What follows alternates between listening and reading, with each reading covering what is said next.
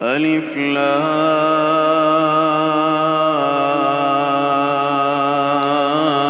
را تلك آیات الكتاب وقرآن مبین ربما يود الذين كفروا لو كانوا مسلمين ذرهم يأكلوا ويتمتعوا ويلههم الأمل فسوف يعلمون وما أهلكنا من قرية إلا ولها كتاب معلوم ما تسبق من أمة أجلها وما يستأخرون وقالوا يا أيها الذي نزل عليه الذكر إنك لمجنون لو ما تأتينا بالملائكة إن كنت من الصادقين ما ننزل الملائكة إلا بالحق وما كانوا إذا منظرين إنا نحن نزلنا الذكر وإنا له لحافظون نحمده ونصلي على رسوله الكريم اما بعد فاعوذ باللہ من الشیطان الرجیم بسم اللہ الرحمن الرحیم رب اشرح لي صدری ویسر لي امری واحلل عقدۃ من لسانی یفقهوا قولی رب زدنی علما اللہم فقہنا فی الدین اللہم علمہم الکتاب والحکمہ رب یسر ولا تعسر وتمم لنا بالخیر ربک نستعین یا فتاح یا علیم۔ السلام علیکم ورحمۃ اللہ وبرکاتہ۔ سورۃ الحجر 14واں سپارہ ہمارا۔ اس سورت کا جو نزول ہے وہ آیت مکی ہے۔ اس کی جو 94 آیت ہے اس سے ہمیں یہ معلوم ہوتا ہے کہ یہ مکہ مکرمہ میں نبی کریم صلی اللہ علیہ وسلم کی بعثت کے ابتدائی زمانے میں نازل ہوئی تھی، کیونکہ اس آیت میں پہلی بار آپ کو کھل کر اسلام کی عام تبلیغ کا حکم دیا گیا تھا۔ اس کے شروع میں یہ حقیقت بتائی گئی کہ یہ جو کتاب ہے، یہ قرآن ہے، یہ اللہ رب العالمین کی جانب سے اتاری گئی ہے، اور جو لوگ اس کی مخالفت کر رہے ہیں، ایک وقت آئے گا کہ جب نبی کریم صلی اللہ علیہ وسلم ایمان کو فروغ دیں گے تو وہ تمنا کریں گے کاش کہ وہ اسلام لے آتے ہیں،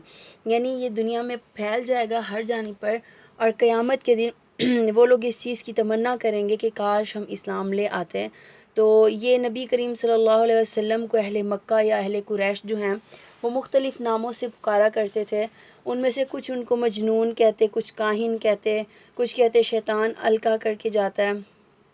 تو یہاں ان کی تمام باتوں کی تردید کرتے ہوئے اللہ رب العالمین نے کہانت کی حقیقت جو ہے وہ آیت نمبر 17 اور 18 کے اندر میں بیان کر دی کہ کہانت اصل میں چیز کیا ہوتی ہے۔ پھر اس کے بعد میں ان کے کفر کی اصل وجہ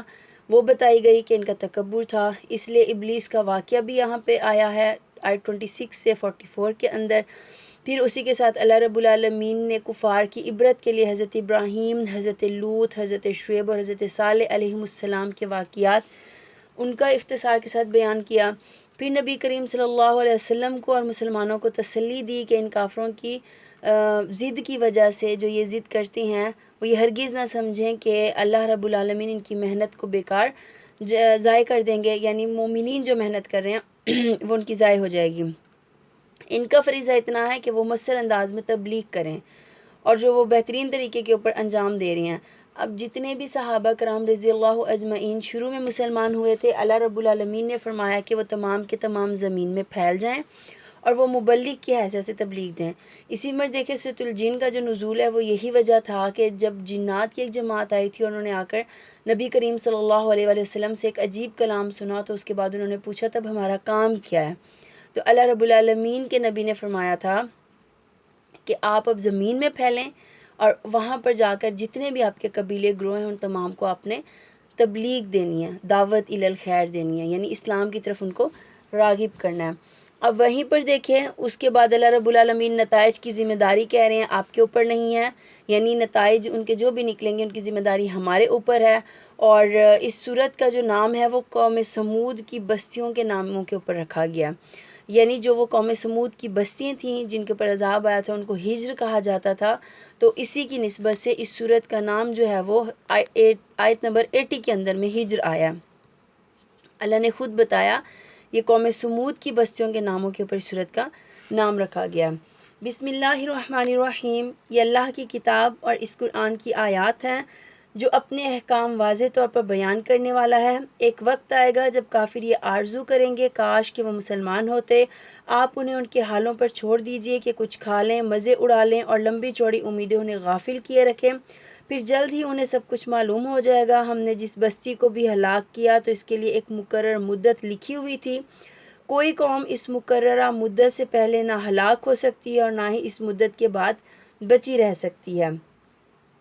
کافر یہ کہتے ہیں کہ اے وہ شخص جس پر یہ قرآن نازل ہوا ہے یہ تو دیوانہ ہے، اگر تو سچا ہے تو پھر ہمارے پاس فرشتے کیوں نہیں آتے؟ حالانکہ ہم فرشتے صرف حق یعنی فیصلے کے وقت ہی اتارتے ہیں، پھر اس وقت انہیں مہلت نہیں دی جاتی، یقیناً ہم ہی نے از ذکر کو اتارا اور یقیناً ہم ہی اس کے محافظ ہیں۔ اب از ذکر سے مراد اللہ رب العالمین یہاں پر اپنے کلام کی بات کر رہے ہیں، یعنی اس کی حفاظت کی ذمہ داری ہمارے اوپر ہی ہے۔ پھر اسی کے ساتھ میں اللہ رب العالمین نے پانی کی کچھ بتائی کہ وَأَرْسَلْنَا الرِّيَاحَ لَوَاقِحَ فَأَنزَلْنَا مِنَ السَّمَاءِ مَاءً فَأَسْقَيْنَاكُمُوهُ وَمَا أَنْتُمْ لَهُ بِخَازِنِينَ، کہ ہم پانی سے لدی ہوئی ہوائیں بھیجتے ہیں، پھر آسمان سے پانی برسا کر اس سے تمہیں سیراب کرتے ہیں، اس پانی کا ذخیرہ کرنے والے ہم ہی ہیں تم نہیں ہو، اور بلا شبہ ہم ہی زندہ کرتے اور ہم ہی مارتے ہیں اور ہم ہی ہر چیز کے وارث ہیں۔ زمین کو ذخیرہ کیسے کیا جاتا ہے؟ پانی کو زمین کے اندر میں وہ ایک کوانٹٹی ہوتی ہے اس کو پینے کی، اس کے بعد میں وہ ٹھہر جاتا ہے۔ تو اللہ رب العالمین نے فرمایا زمین کے اندر میں جو پانی کو ذخیرہ کیا وہ ہم نے کیا۔ یہاں پر اللہ سوال کر رہا ہے تم ہو یا ہم ہیں؟ وہ جو اہل مکہ کی ان کی تھی نا کہ اے محمد ہم سب مانیں گے، لیکن آپ جو ہمارے معبودوں سے ہمیں منحرف ہونے کا کہتے ہیں کہ ہم ان سے انکار کر دیں، وہ ہم نہیں کر سکتے۔ تو اس کے نتیجے میں اللہ نے فرمایا کہ جو زندگی ہے نا اس کے لیے پانی بہت ضروری ہے، اگر تو پانی زمین اپنے اندر جذب کر لے تو سوائے اللہ رب العالمین کے قبضہ قدرت کے کوئی بھی اسے نکالنے پر قادر نہیں ہے۔ اسی طرح اگر زمین کی سطح کے اوپر مطلب اوپر آ جائے تو بھی انسان اس سے پانی حاصل نہیں کر سکتا جب تک کہ اللہ خود حکم نہ دے۔ سمندر خشک ہو جاتے ہیں، دریا اپنے رخ بدل لیتے ہیں، پانی خشک ہو جاتا ہے، زمین پی جاتی ہے، برسنا بند ہو جاتا ہے آسمان، یہ اللہ رب العالمین کی آزمائشیں ہوتی ہیں، اور یہ اللہ سے بتاتے ہیں کہ جی میں ہوں جو زمین کے اندر میں پانی کو بڑھاتا بھی ہے اور اس کو کم بھی کرتا ہے۔ اب اسی پر دیکھیں اللہ رب العالمین خود فرما رہے ہیں کہ ہر چیز کا مالک وہی ہے، پیدائش، موت اور جن و انس کے اوپر ذرہ بھر بھی کوئی تکلیف آتی ہے وہ صرف اور صرف اسی کی مرضی سے ہوتا ہے، کوئی پیدا ہو رہا ہے، کوئی فوت ہو رہا ہے، کوئی بھی ہے وہ اللہ رب العالمین کے حکم سے ہو رہا ہے، اس کی مرضی اور اس کی اتباع سے ہو رہا ہے۔ اب اسی کے ساتھ اللہ رب العالمین کہتے ہیں جو لوگ کفر آج کر رہے ہیں، وہ انکار جو کر رہے ہیں آپ صلی اللہ علیہ وسلم کا، ان کو کرنے دیں، اللہ آپ کے لیے کوئی نہ کوئی فیصلہ فرما دیں گے، حق کو نازل کر دیں گے۔ پھر اللہ نے فرمایا ہم نے اس سے پہلے جس بستی کو بھی ہلاک کیا اس کے لیے ہم نے خاص مہلت یعنی مہلت عمل کہ وہ مہلت کرتی رہے، تو ہمارے لیے بھی اللہ نے ایک مقرر مدت طے کی ہوئی ہے یعنی قیامت۔ تو اللہ رب العالمین فرماتے ہیں کہ اس سے پہلے اپنے اعمال کو لے آئیں، اگر نہیں لے کے آئیں گے تو آپ کو بھی ہلاک کیا جائے گا۔ پھر اسی کے ساتھ میں اللہ فرماتے ہیں کہ اے محمد ہم تم سے پہلے بہت سی گزری ہوئی قوموں میں رسول بھیج چکے ہیں، یعنی آپ اگر اس امت میں کھڑے کیے گئے ہیں تو یہ ہماری سنت ہے، یہ سنت الہی ہے کہ نبیوں کو کھڑا انہی کی اقوام میں سے کیا جاتا ہے۔ تو یہ تسلی دی جا رہی ہے کہ اے محمد ہم نے آپ سے پہلے قوموں میں رسول بھیجے تھے، کبھی ایسا نہیں ہوا کہ ان کے پاس کوئی رسول آیا اور انہوں نے اس کا مذاق نہ اڑایا ہو، یعنی ہر نبی ہر رسول کا انہوں نے مذاق اڑایا۔ مجرمین کے دل میں ہم اس ذکر کو اسی طرح سلاخ کی مانند گزارتے ہیں، یعنی جو انکار کرنے والے ہیں وہ اس قرآن کو سنتے ہیں تو ان کو تکلیف محسوس ہوتی ہے، ان کے سینے بوجھل ہو جاتے ہیں، تنگ ہو جاتے ہیں۔ پھر اللہ نے فرمایا آسمانوں کو ہم نے برج بنایا، ستارے جو ہیں ان کو دیکھنے والوں کے لیے، آسمان کو دیکھنے والوں کے لیے مزین کیا، ہر شیطان مردود سے ان کو محفوظ کیا، یعنی کوئی بھی شیطان ان میں راہ نہیں پا سکتا۔ اللہ یہ کہ کچھ سنگن لے کے آتا ہے جس کے پیچھے بھی شہاب ثاقب کو مارا جاتا ہے، جس میں نبی کریم صلی اللہ علیہ وسلم نے فرمایا جب ستاروں کا ذکر ہونے لگے تو خاموش رہنا۔ پھر اسی طرح ستاروں کی تاثیر پر بھی ایمان رکھنے کی مذمت کی گئی ہے۔ آپ صلی اللہ علیہ وسلم نے فرمایا مجھے بعد میں آنے والے زمانے میں اپنی امت پر سب سے زیادہ 3 امور کا ڈر ہے: ستاروں پر ایمان، تقدیر کو جھٹلانا اور حکمران کا ظلم کرنا۔ یہاں پر دیکھیں ستارے، ہم اپنی قسمتوں کا احوال معلوم کرتے ہیں اپنے ستاروں سے، تو یہ مذمت کی گئی ہے، منع کیا گیا ایسا نہیں کرنا۔ اس کے بعد میں ایمان، جو تقدیر کو ہے اس کو جھٹلانا، میری تقدیر میں ایسا نہیں تھا، میں خود کر سکتی ہوں، نعوذ باللہ، اس چیز کو منع کیا گیا۔ پھر اسی کے ساتھ منع کیا گیا کہ ظالم حکمران، کوئی ظالم حکمران آپ پہ مسلط ہو گیا تو اگر وہ شریعت کے خلاف کام کرنے کا حکم دے رہا تو آپ نے اس کو نہیں ماننا۔ پھر اللہ نے فرمایا کہ جو ہوائیں چلتی ہیں، جب بھی آندھی چلتی تھی تو آپ دعا کرتے تھے کہ اللہ بارش والی ہوا ہو، بے برکت نہ ہو، یعنی جس کے اندر زحمت ہو وہ ہمیں عطا نہ کیجیے گا، جس میں برکت ہو وہ لے کے آئے گا۔ بارش کے ساتھ میں بادل جو بھرتے ہیں اور اس کے بعد وہ برساتے ہیں تو یہ بھی اللہ رب العالمین کے اذن سے ہوتا ہے۔ پھر اللہ کہتے ہیں زندگی اور موت ہم دیتے ہیں، پھر ہم اس کے بعد وارث ہم بناتے ہیں، یعنی جو بھی کچھ تمہیں عطا کیا گیا اس کے وارث ہم تمہیں بناتے ہیں۔ ہم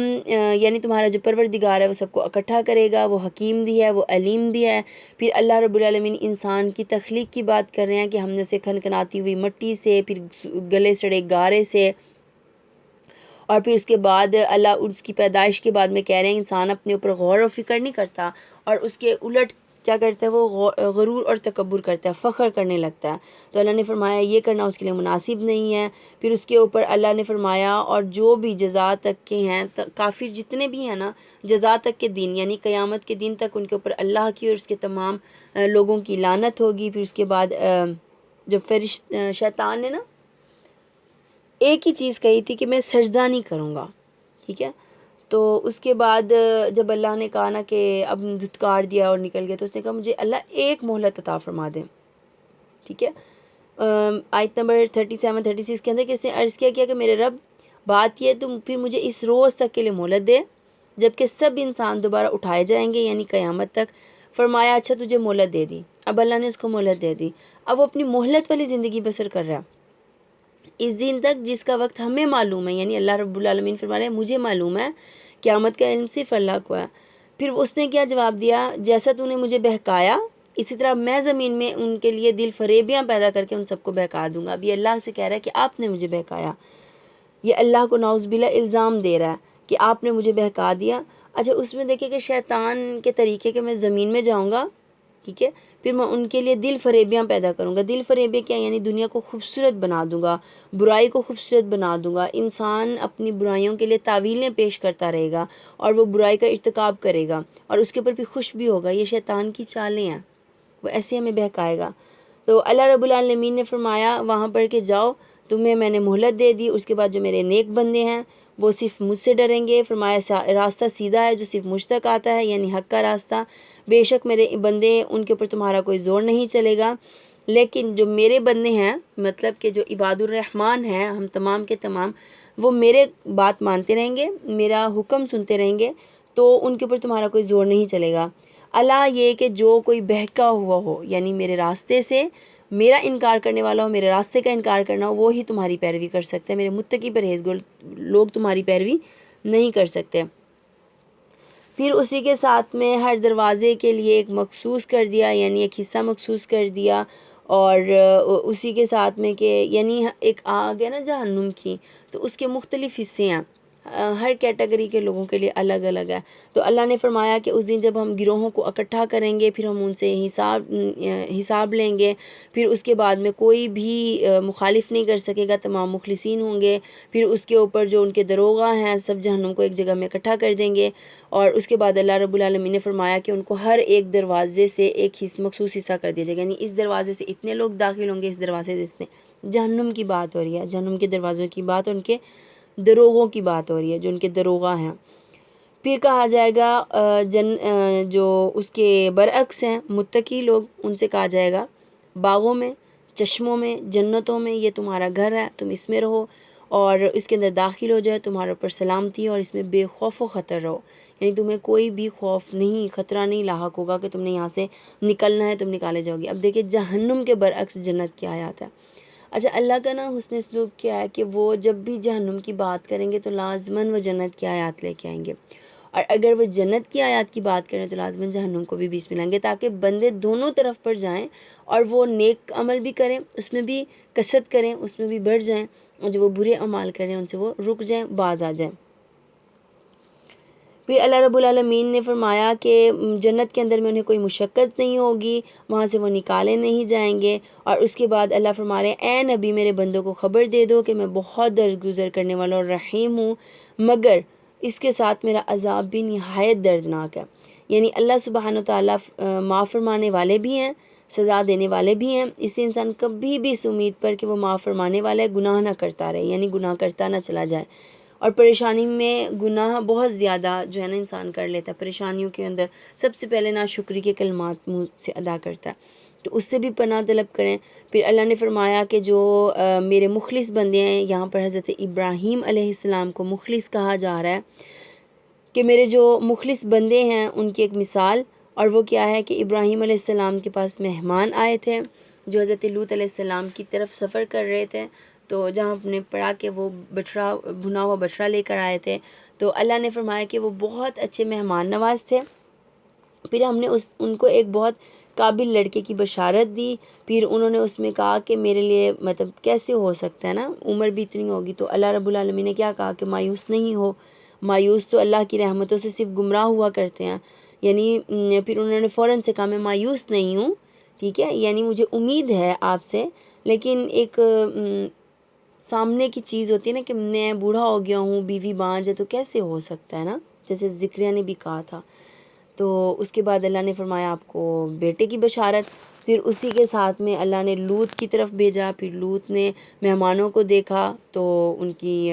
ظاہر سی بات ہے نوجوان لڑکوں کی شکل میں وہ فرشتے آئے تھے، تو خوف ہوا کہ میری قوم جو ہے وہ ان کے ساتھ کچھ غلط نہ کر دے۔ تھوڑا سا ٹائم گزرا کہ ان کی بیوی نے جا کے قوم کو بتایا، تو قوم کے لوگ وہاں پر آئے، جن کو حضرت لوط علیہ السلام نے فرمایا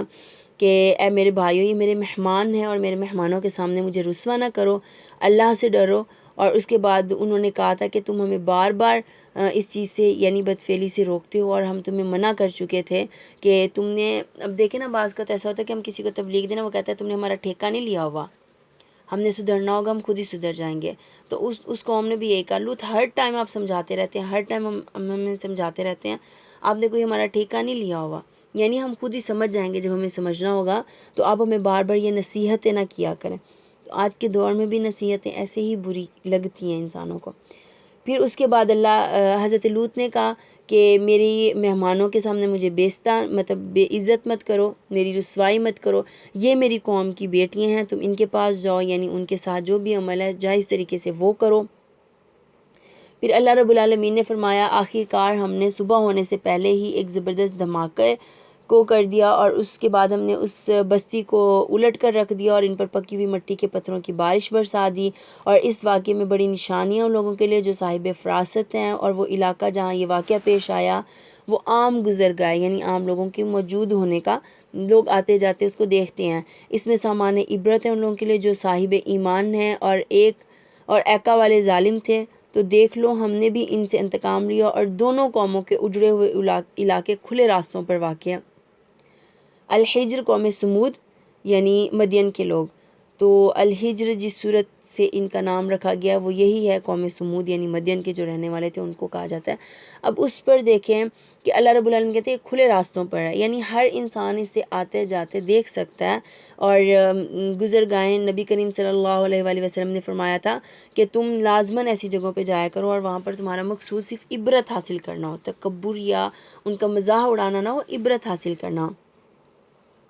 پھر اللہ اپنی وحدانیت، اپنی ربوبیت کا فرما رہے ہیں کہ جو بھی ہیں اللہ رب العالمین سب کا خالق ہے، وہ سب کچھ جانتا ہے۔ پھر اس کے بعد ہم نے ایسی آیات تمہیں دی ہیں جو دہرائی جانے والی ہیں، 7 آیات، تو وہ سورۃ الفاتحہ ہے۔ پھر ہم نے تمہیں ایک قرآن یعنی عظیم کتاب عطا کی ہے۔ پھر اس کے بعد ہم نے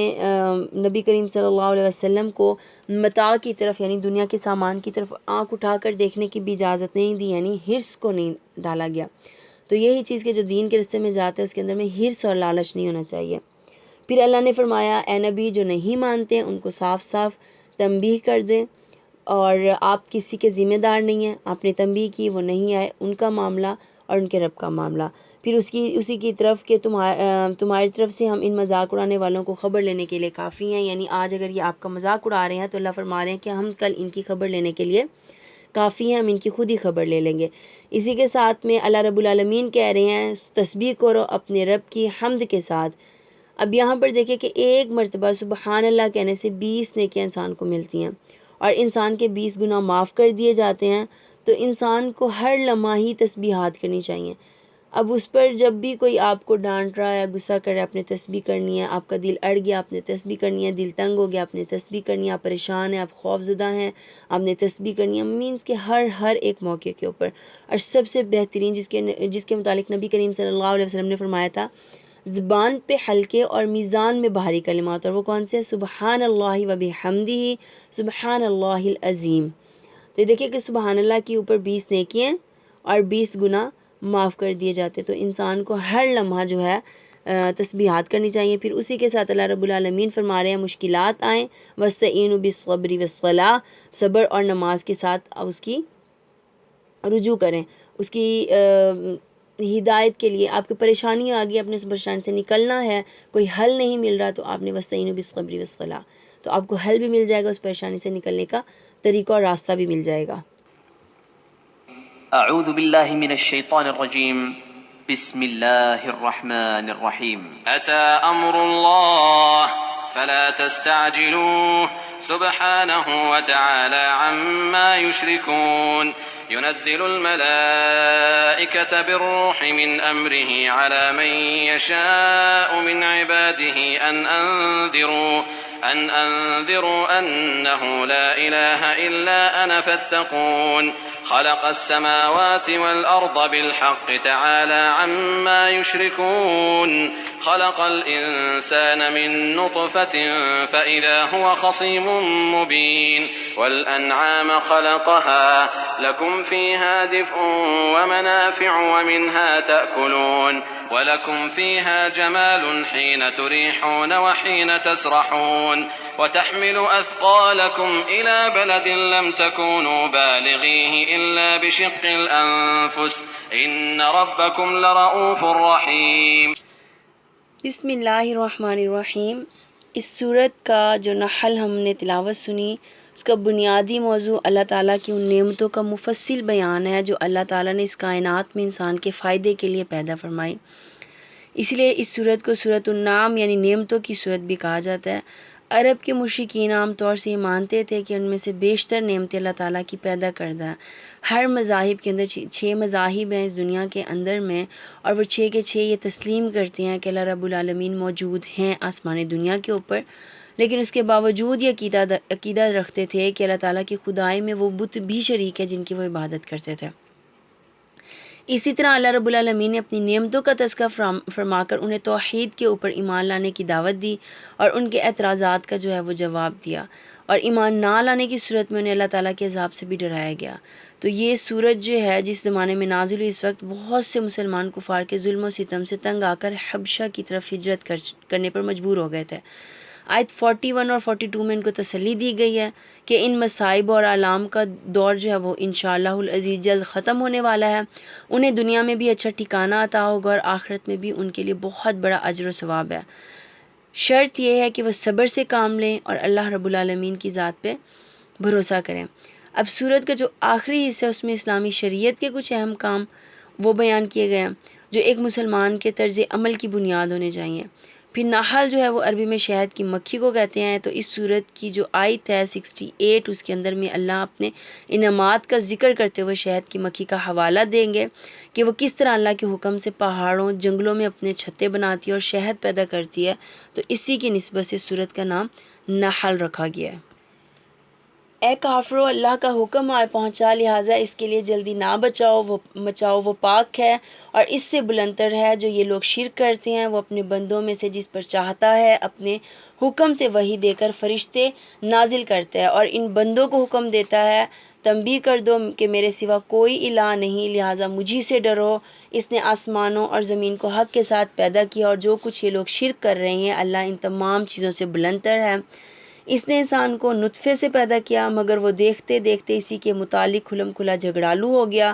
نیز چوپایوں کو بھی اس نے پیدا کیا، جن میں سے بعض کی اون سے گرم کپڑے بنا کر تم سردی سے بچتے ہو، نیز اور بھی کئی فائدے اٹھاتے ہو، اور بعض کو تم کھاتے بھی ہو۔ نیز جب تم انہیں شام کو چرا کر لاتے ہو اور جب صبح چرانے لے جاتے ہو تو اس میں تمہارے لیے ٹھاٹھ بھی ہے۔ نیز وہ جانور تمہارے بوجھ اپنے شہروں تک لے کر اٹھا کر جاتے ہیں جہاں تم سخت جاں فشانی کے بغیر نہیں پہنچ سکتے تھے۔ بلا شبہ تمہارا پروردگار بڑا شفیق اور رحم کرنے والا ہے۔ اس نے گھوڑے، خچر، گدھے بھی پیدا کیے تاکہ تم ان پر سواری کرو، اور وہ تمہارے لیے باعث زینت بھی ہیں، اور وہ بھی کئی چیزیں پیدا کرے گا جنہیں تم نہیں جانتے، اور سیدھی راہ بتانا اللہ کی ذمہ داری ہے، جبکہ راستے ٹیڑھے بھی موجود ہیں، اور اگر اللہ چاہتا تو تم سب کو ہدایت دے دیتا۔ اب یہاں پر دیکھیں بات وہی چل رہی ہے کہ اللہ رب العالمین کی وحدانیت، اور اسی وحدانیت کے اندر اللہ نے فرمایا میں نے زمین اور آسمان کو حق کے ساتھ پیدا کیا، یعنی ان کا ایک مقصد ہے، یہ مقصد کے ساتھ پیدا ہوئے ہیں، یہ بہت بالا تر ہے کہ اس کے ساتھ کسی کو شریک ٹھہرایا جائے۔ پھر انسان کے اس کو ایک ذرا سی گندی بوند سے جو ہے وہ ایک ڈراپ سے پیدا کیا گیا، اور اس کے بعد جب وہ بڑا ہوتا ہے تو وہ اللہ رب العالمین سے ہی جھگڑنے لگتا ہے۔ پھر اللہ نے فرمایا جو یہ جانور پیدا کیے وہ تمہارے لیے ایک ان کی کھالیں تمہارے لیے پوشاک بھی ہیں، اور جانور کا گوشت بھی کھاتے ہو، اور ان سے اور بھی فائدے، یعنی سواری وغیرہ میں بھی ان کو استعمال کرتے ہو، تو بہت سے فائدے ہیں۔ پھر اس کے بعد اللہ نے فرمایا کہ سیدھے راستے کی ذمہ داری اللہ رب العالمین کی ہے، اور اگر کوئی ٹیڑھے راستے بھی موجود ہیں، اگر کوئی وہاں پہ جانا چاہے تو ہدایت صرف اللہ ہی دے سکتے ہیں، ٹیڑھے راستوں کی طرف اگر کوئی جانا چاہ رہا ہے۔ پھر اللہ نے پانی برسایا آسمان سے، یہ بھی اسی کا انتظام ہے۔ پھر اس کے بعد زمینوں کو سیراب کیا، پھر جانوروں کو، پھر جو بھی تھا ان تمام تک پانی کو پہنچایا۔ پھر اس کے بعد اللہ نے رنگ برنگی چیزیں زمین میں پیدا کر دیں، اور یہ اس لیے تاکہ وہ اپنی نشانی بتا سکے۔ تو اگر کوئی نشانی کیا ہے کہ یہ رنگ برنگی چیزیں کہ اللہ رب العالمین ہیں، کوئی ایک ایسی ہستی، کوئی ایک ایسی ذات موجود ہے جو ان کو اتنا خوش شکل بناتی ہے کہ دیکھنے والوں کو خوبصورتی محسوس ہوتی ہے، ٹھیک ہے، اور اس کے اندر میں سبق بھی ہے۔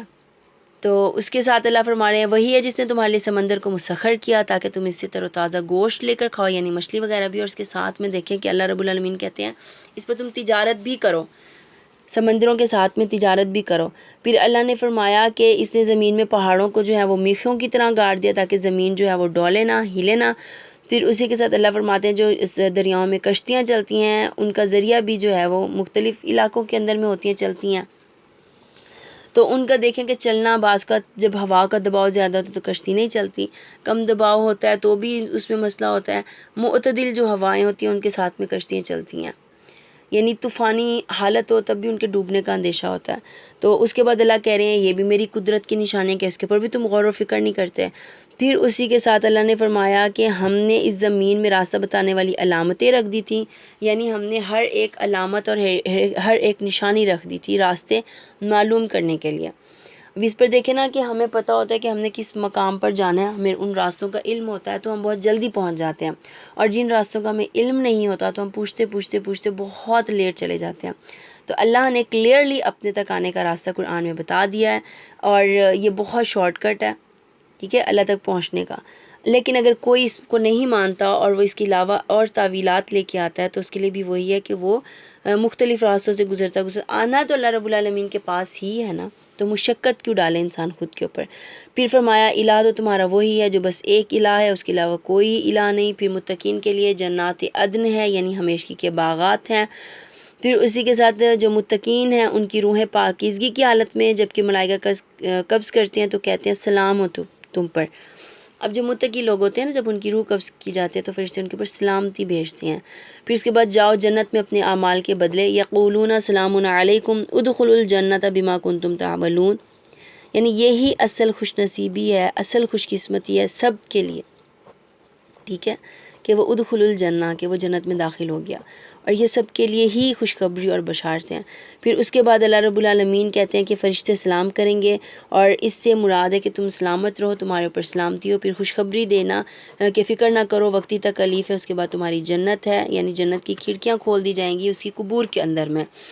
پھر اس کے ساتھ میں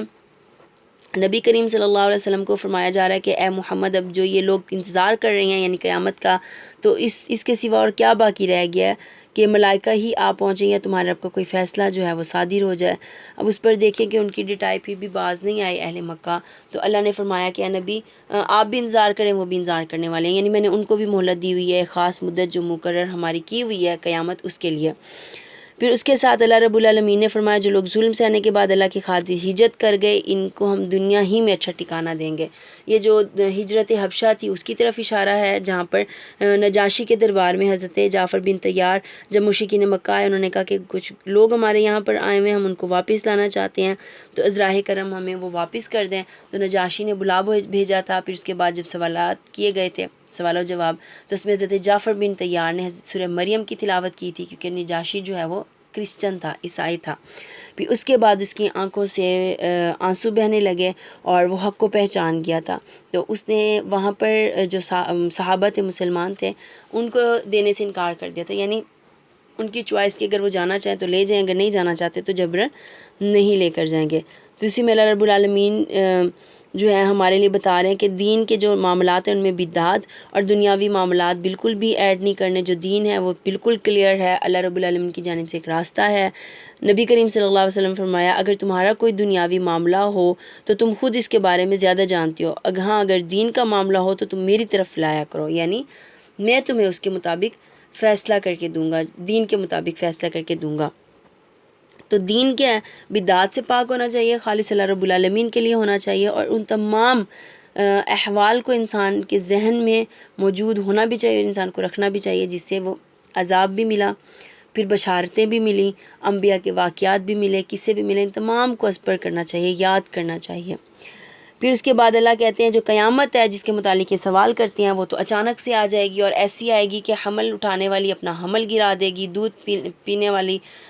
پلانے والی جو مائیں ہیں وہ اپنے بچوں کو دودھ چھڑوا دیں گی۔ پھر اس کے بعد اللہ نے فرمایا وہ مصیبت جو ہے وہ ایک دم سے آئے گی، یعنی تم اپنے گھروں کے اندر کھیل کود رہے ہوگے اور قیامت واقع ہو جائے گی۔ مصیبت جو ہے یہاں پر بمعنی قیامت کے لیا گیا۔ پھر اس کے بعد اللہ نے فرمایا کہ آخرت کے اوپر جو یقین رکھتے ہیں وہ بڑے بڑے سے تماثیل اور اس طرح کی چیزیں نہیں بناتے ہیں، ان کا اللہ رب العالمین کے اوپر توکل ہوتا ہے، اور اس کے بعد میں یہ تمام دنیا کی لعبم و لہوا یعنی کھیل تماشا ہے۔ اس کے بعد اللہ رب العالمین ٹھیک ٹھیک حساب لے لے گا اور تمہیں بتا دے گا۔ پھر اس کے بعد اللہ نے فرمایا آیت 63 اور 64 کے اندر کہ خدا کی قسم ہے محمد تم سے پہلے بھی بہت قوموں میں ہم رسول بھیج چکے، یعنی یہی سلسلہ چلتا رہا، شیطان نے ان کے برے کرتوت انہیں خوشنما بنا کر دکھائے اور رسولوں کی بات انہوں نے نہیں مانی، یعنی ان قوموں نے رسولوں کی بات نہیں مانی، وہی شیطان آج لوگوں کا بھی سرپرست بنا ہوا ہے۔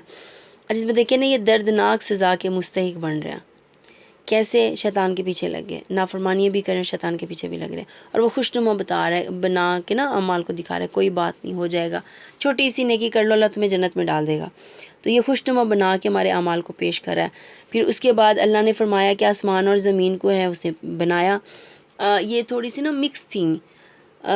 اللہ نے الجھی ہوئی تھی، تو اللہ نے ان کو سلجھا کے آسمان کو ساتھ اوپر لے گئے اور زمین کو نیچے بنا دیا۔ تو اس کے بعد میں اللہ نے کہا زمین مردہ تھی، یعنی اس کے اوپر کچھ اگا ہوا نہیں تھا، پھر میں نے اس مردہ زمین کو جو بنجر زمین تھی اسے آباد کیا، اور اس کے بعد اللہ مطلب یہ کس کی بدولت تھا؟ اللہ کے نام کی سربلندی کی بدولت، کہ ہم اگر اللہ کا ذکر کرتے رہیں گے، ہم اللہ کو یاد کرتے رہیں گے، تو ہماری زمینیں ایسے ہی سراب ہوتی رہیں گی، نہ شکریہ ہونا شروع ہو جاتی ہیں، اللہ کے لیے خرچ کرنا بند ہو جاتا ہے، زمینی پیداوار کے اوپر جو عشر کا ایک حصہ ہے وہ نکلنا بند ہو جاتا ہے، تو پھر اللہ ایسے ہی ان کو تباہ کر دیتا ہے۔ اور اللہ نے یہاں پہ فرمایا جو صدقات ہیں ان کو دو، یعنی کوئی بھی چیز ہے وہ ہبا کرو، صدقہ دو، اور اس میں سب سے بہترین جو کھانے پینے کی اشیاء ہیں نا ان کو صدقہ کرنا افضل ہے، ٹھیک ہے۔ پھر اللہ نے شہد کی مکھی کا ذکر کیا کہ دیکھو تمہارے رب نے شہد کی مکھی پر وحی کی، یعنی ان سے بات کی، تو اس کے بعد اس شہد کی مکھی نے کیا کیا کہ خفیہ اشارہ جو اس کے اندر ڈالا گیا تھا، تو چھوٹی سی مکھی شہد کی مکھی اور اس کا شعور چیک کریں کہ وہ اللہ رب العالمین کے حکم سے روگردانی نہیں کرتی۔ جس دن سے اللہ نے اس کو بتایا تمہارا راستہ ہے، تم نے صرف شہد کو جمع کرنا ہے، میرے لوگوں تک پہنچانا ہے، اور پھر تمہارا کام ختم، لیکن سیدھے راستے پر چلتی رہو۔ اور وہ آج تک اس حکم سے انحراف نہیں کر سکتی، نکل نہیں سکتی، اور نہ ہی وہ نکلی ہیں۔ اسی کے بعد اللہ رب العالمین فرما رہے ہیں کہ جو بھی پیدا کیا، یعنی جس کو بھی ہم نے پیدا کیا وہ موت کو دیکھے گا، یعنی زندگی کے بعد موت لازماً ہے، برحق ہے۔ اور پھر اس کے بعد اگر تو کسی کو ہم نے جوانی میں ہی موت دے دی تو وہ اس کے لیے بہتر ہے، اور اگر کوئی ارذل العمر تک چلا گیا، یعنی بدترین عمر، آخری عمر تک چلا گیا، تو اس کے بعد جو علم ہے، دیکھیں نا اکثر حسرات رہ جاتی ہیں، سجدے نہیں ہوتے، ذکر اذکار ویسے نہیں ہوتے، قرآن پاک کی تلاوت نہیں ہوتی، کیونکہ ہم بزرگی کے اس لیول پہ چلے جاتے ہیں کچھ بھی حافظے میں موجود نہیں رہتا۔ تو اللہ نے فرمایا کہ اس وقت سے بھی پناہ طلب کرو۔ ایک تو بالکل چھوٹے سی ایج میں ہوتا ہے تو اللہ روح قبض کر لیتے ہیں، اب علم ہے اس کے پاس لیکن اعمال تھوڑے سے کم ہیں۔ اب ایک ایسا فرد جس نے باوجود کوشش کی کہ اس کے پاس علم ہونا چاہیے، اس نے علم نہیں لیا، تو اس کے لیے تو اللہ رب العالمین یہ فرمائیں گے نا کہ پھر اسے میں آزمائشوں میں بھی ڈال دوں گا، مصیبتوں میں بھی ڈال دوں گا، پھر میرا عذاب بھی ہوگا اس کے لیے۔ تو یہاں نبی کریم صلی اللہ علیہ وسلم نے فرمایا قیامت کے دن بندے کا سب سے پہلا حساب یہ ہوگا کہ اسے کہا جائے گا کیا میں نے تیرے جسم کو تیرے لیے درست نہیں کیا تھا؟ کیا میں نے تجھے ٹھنڈے پانی سے سیراب نہیں کیا تھا؟ یعنی اللہ اپنی نعمتیں گنوا کر ہم سے سوال کریں گے، جو اللہ نے نعمتیں دی تھی نا، اس سے دی ہوئی نعمتوں کو گنوائیں گے، اور اس کے بعد اللہ رب العالمین ہم سے سوال کر رہے ہیں۔ پھر اللہ نے فرمایا جو شخص نیک اعمال کرے گا وہ جنت میں ہوگا، پھر اس کے نیچے نہریں بہہ رہی ہوں گی، جو بد کرے گا وہ منافقین یا کافروں کے اس میں ہوگا۔ تو اس کے بعد میں اللہ نے فرمایا پھر جب بھی تم قرآن پڑھنے لگو تو شیطان مردود سے پناہ طلب کر لیا کرو، اور اس کے ساتھ میں دیکھیں کہ اسے ان لوگوں پر تسلط حاصل نہیں ہوتا جو ایمان لاتے ہیں اور اپنے رب پر بھروسہ کرتے ہیں، یعنی شیطان ان لوگوں پہ قبضہ نہیں کر سکتا۔ متقی ہوتے ہیں، ایمان والے ہوتے ہیں، اور اپنے رب تعالیٰ کے اوپر بھروسہ رکھتے ہیں ہر قدم میں۔ پھر اللہ نے فرمایا کہ اسی طرح اور بھی کام تلاش کر سکتے ہیں جن کی وجہ سے شیطانی انسان مسلط ہو جاتا ہے، یعنی شیطان کے کاموں، شیطان اگر بند ہو گیا، رمضان سب سے بڑی مثال، شیطان بند ہو گیا، لیکن شیطانی صفت جو انسان ہے وہ تو آج بھی آزاد ہے، وہ ہمیں پھر ابھارتے ہیں کہ نہیں آپ نے اس طرف نہیں جانا، یہ کیا راستہ ہے، کوئی بات نہیں، تھوڑی سی دیر آپ کوئی موویز دیکھ لیں، کوئی آپ ایسا کوئی غلط چیز دیکھ لیں، اس میں کیا ہوگا، 10-15 منٹ ہے، کچھ بھی نہیں ہوتا۔ تو اللہ رب العالمین یہاں فرما رہے ہیں کہ شیطان کو ہم نے مسلط کیا انسان کے اوپر تو وہ اسے ورغلائے گا، اسے بہکائے گا، لیکن جو متقی لوگ ہوں گے وہ کبھی بھی اس کے پیچھے نہیں چلیں گے۔ حقیقت یہ ہے کہ جو لوگ اللہ کی آیات کو نہیں مانتے، اللہ کبھی ان کو صحیح بات تک پہنچنے کی توفیق نہیں دیتا۔ اب 104 کے اندر میں اللہ نے فرمایا کہ جو بھی انسان اللہ کی آیات کو سنتا ہے اور اس سے مانتا نہیں ہے، یعنی تکبر کرتا ہے، تو اس کے پاس ایک تو توفیق بھی نہیں گئی اور اس کے پاس خیر بھی نہیں کیا، اور اس کے لیے دردناک عذاب کی وعید بھی ہے۔ پھر اللہ رب العالمین بستیوں کی طرف مثالیں دے کر اہل مکہ کو سمجھانا چاہ رہے تھے کہ یہ بستیاں جتنی بھی تھیں بہت بڑی طاقتور تھیں، ہم نے ان کو بھی تباہ برباد کر دیا، تو تم ہمارے لیے کیا ہو۔ پھر اللہ رب العالمین نے جو ہے وہ واقعہ ابراہیم علیہ السلام کہ وہ اپنی ذات میں پوری امت تھے۔ اللہ نے فرمایا ابراہیم چنے ہوئے تھے اور وہ اپنی ذات میں پوری ایک امت تھے، اور اللہ کے مطیع تھے، فرما بردار تھے، کبھی شرک نہیں کیا تھا، یعنی شرک سے پاک تھے۔ پھر اس کے بعد وہ شرک سے بچنے کی تلقین کرتے ہیں، پھر اللہ تعالیٰ جو ہے وہ شرک سے بچنے کی تلقین، تو اللہ تعالیٰ ان کو ایسے ہی شرک سے بھی دور کر دے گا اور ان کو بلند مرتبہ بھی دے گا۔ اب اس پر دیکھیں نا کہ حضرت ابراہیم خود اپنی ذات میں پورے کامل ایک امت تھے، یعنی وہ اتنے پختہ تھے اپنے رب تعالیٰ کے دین کو، ان کی عبادات کو ماننے کے لیے کہ وہ اپنی ذات میں مکمل تھے، جامع تھے۔ پھر اللہ کی نعمتوں کا شکر ادا کرنا، کیونکہ ناشکری جو ہے وہ زوال نعمت ہوتی ہے، یعنی نعمتوں کو زوال دے دیتی ہے، شکر جو ہے وہ نعمتوں کو عروج دے دیتا ہے۔ پھر اس کے ساتھ اللہ نے فرمایا دنیا میں اس کو بھلائی دی اور آخرت میں وہ یقیناً صالحین میں سے ہوگا، یعنی حضرت ابراہیم کی بات ہو رہی ہے۔ اللہ رب العالمین نے نا جو شکر کرنے والا ہے اس کے درجات بلند بھی کیے۔ پھر اللہ فرماتے ہیں جو شاکر ہوتا ہے میں اس کو چن بھی لیتا ہوں، اسے سیدھا راستہ بھی دکھاتا ہوں۔ پھر اس کے اندر کچھ کوالٹیز بھی پیدا کرتا ہوں، یعنی جو میرے رستے پر چلے، پھر اسے دنیا میں بھلائیاں عطا فرماتا ہوں، پھر آخرت میں اس کا جو خاتمہ ہے وہ صالحین میں سے ہوگا۔ پھر اس کے ساتھ میں اللہ فرماتے ہیں کہ جو بھی وحی آپ کی طرف بھیجی گئی ہے یکسو ہو کر، جو ابراہیم علیہ السلام کے طریقے کے اوپر چلو، یعنی جو وحی بھیجی جا رہی ہے اگر تو اس کے اندر کچھ ایسا نہیں ہے تو حضرت ابراہیم کے طریقے پر عمل کریں۔ حضرت ابراہیم نے کیا کیا تھا؟ کوئی بحث، کوئی مباحثہ نہیں، انہوں نے دعوت دی، دعوت نہیں مانی تو وہ اپنے رستے پر مطیع و فرمانبردار بن کر چلتے رہے۔ تو یہی چیز ہماری ہے کہ ہم نے شرک نہیں کرنا، اللہ رب العالمین کی وحدانیت، ان کی ربوبیت کو تسلیم کرنا ہے، ابراہیم علیہ السلام کی کوالٹیز اپنے اندر جمع کرنی ہے۔ پھر اس کے ساتھ میں اللہ رب العالمین نے فرمایا کہ لوگوں کے ساتھ احسان کا معاملہ کرو، ان کی مدد کرو اور ان کی تمام مشکلات کو جو ہے وہ دور کر دو، پھر اللہ کے احکامات کو سنو اور اس کے اوپر عمل کرو۔ وآخر دعوانا ان الحمد للہ رب العالمین، سبحانک اللہم وبحمدک، اشہد ان لا الہ الا انت، استغفرک واتوب الیک۔ السلام علیکم ورحمۃ اللہ وبرکاتہ۔ ربنا تقبل منا انک انت السمیع العلیم وتب علینا انک انت التواب الرحیم۔